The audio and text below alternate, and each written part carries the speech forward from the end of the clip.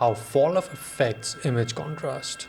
For context, this person is trying to see if there is any difference between placing a light close to an actor in one scenario and further away but with more intensity in another scenario in order to keep the exposure on the face the same.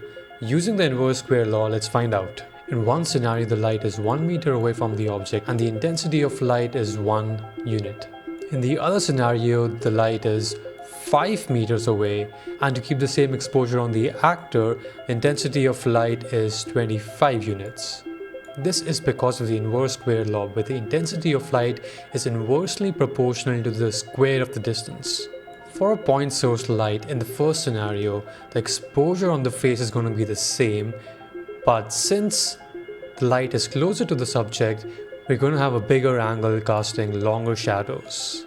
In the second scenario, when the point source light is further away, we're going to have the same intensity on the surface, but the angle of the shadow is narrower, so we're going to cast shorter shadows. Let's look at another case where the source of light is bigger, which is more common in our real world.